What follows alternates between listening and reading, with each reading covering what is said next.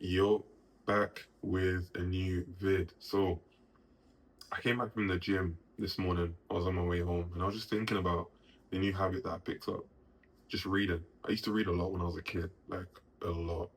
I remember once I read a whole Harry Potter book in a whole day.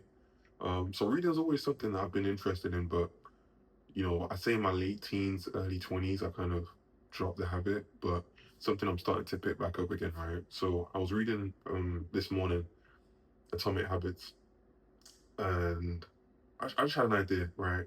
So what I'm gonna start doing is every single day I'm gonna make an upload to YouTube. I'm gonna just talk about something I've learned today in a book that I read, and I'm just gonna share it with you guys, and that's gonna help me to remember what I've learned, implement it, because I'm gonna be talking about it to other people, but also you guys can learn as I'm learning as well, on this journey we call life. So cool. Um, so yeah, man, I'm reading Habits. Let's get started. The first chapter is why minor changes matter when it comes to habits, right?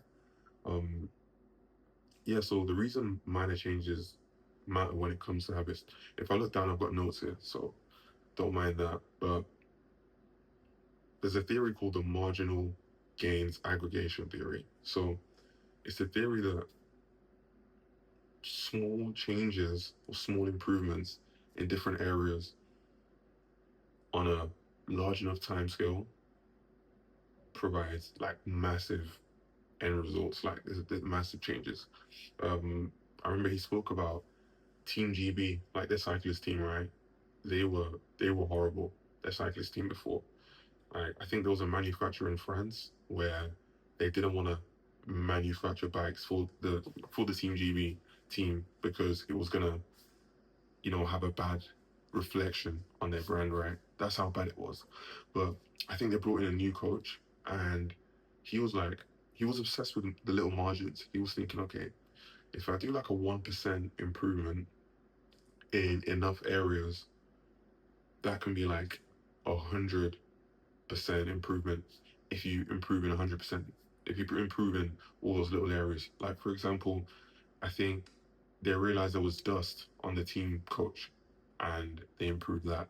Just like finding wins in little areas over a long enough time period will have massive impacts. And I think they had like five gold medals. Since then, they've become like one of the best teams in the world when it comes to cycling. So it just shows that if you have like a little improvement every single day on a long enough time scale, like the difference is huge. So don't ignore the little improvements. So yeah, man, just 1% better all the time. And there's also another theory as well called the ice cube theory. So everyone knows ice melts at 32%, right? And your outcomes when it comes to your goals, etc., the outcomes that you're looking for are like a lagging indicator of the processes that you have in place, right?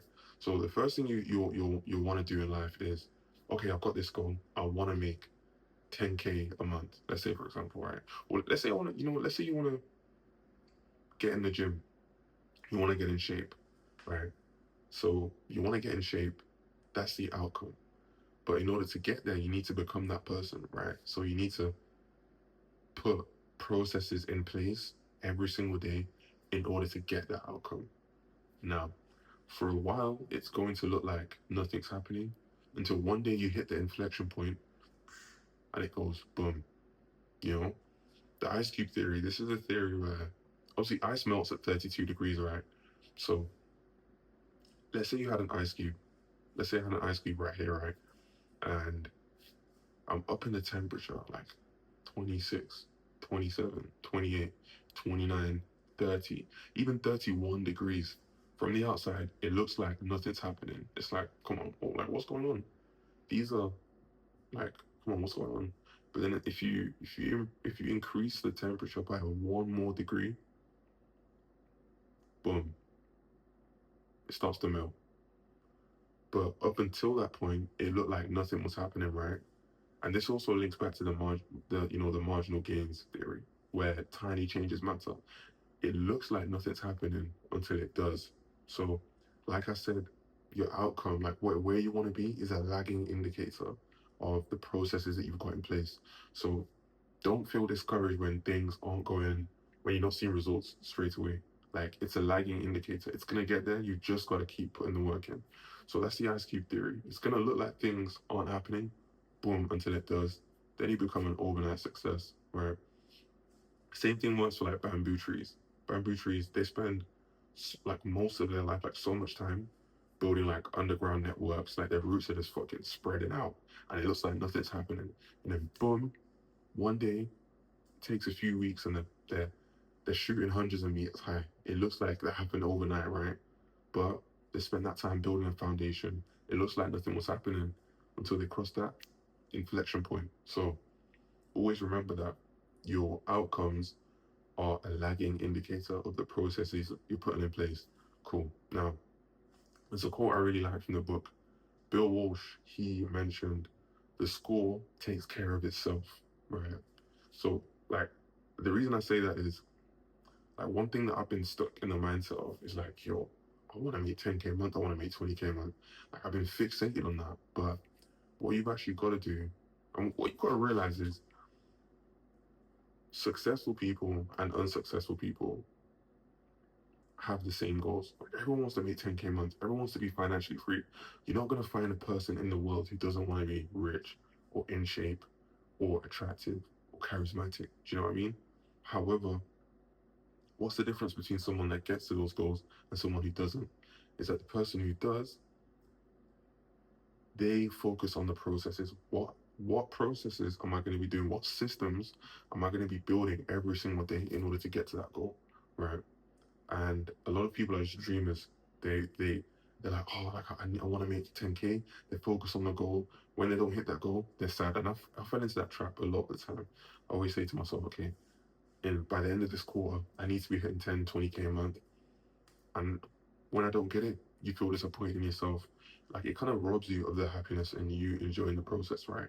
So always remember that the score takes care of itself as long as you put the work in.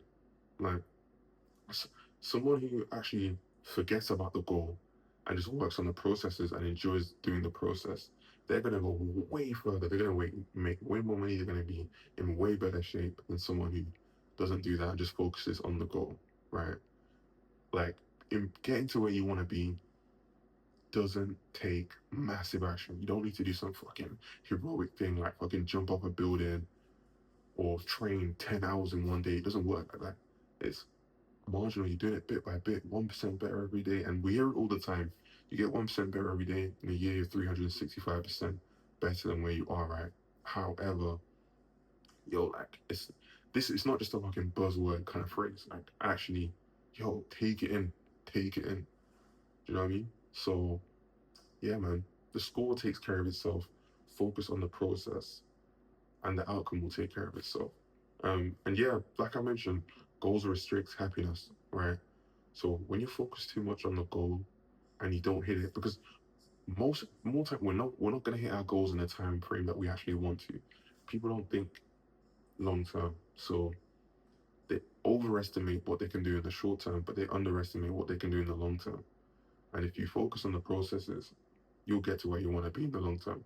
And like I said, I'm falling into this trap a lot. So listen, I only learned this today, so it's something that I'm gonna be working on as I go along, and you guys are gonna be with me on the journey. Another quote that I liked as well is, habits are atoms that make up the human life, right? They're atoms that make up our lives. Where we are right now, what we do every day, where we are compared to where we were 5 years ago, where we're going, they're all made up of our habits, things we do every single day that have got us to this point, right? So if you can change those, then you can change who you are in alignment with where you want to be. Boom. That was cool. That was cool. Um, yeah, man. The other quote that I really liked was, time magnifies the margin between success and failure. So this is similar to what I mentioned in another video as well. Those small margins on a daily basis, right? If it's 1% better every single day in 5 years, that's like thousands, bro. That's like, maths isn't my strong point, but in 5 years, that's thousands of percentages better than where you were, right? But then on the flip side, you got to think about that too. It's always as important to think about it on the flip side. If you're getting 1% worse every day, in a year's time, you're gonna be at nothing. You're gonna be at zero. You know, if you're not progressing, you're regressing. Like, time magnifies the difference between success and failure. Every day it might look like something small that you're doing, or like a small habit, a small positive habit, a small negative habit. For example, smoking, right? But boom, 20 years time, straight cancer, man, cooked. 20 years time, you look like shit. Your skin's all yellow, teeth are yellow, you look unhealthy, fingernails look nasty because you've been smoking for 20 years, right?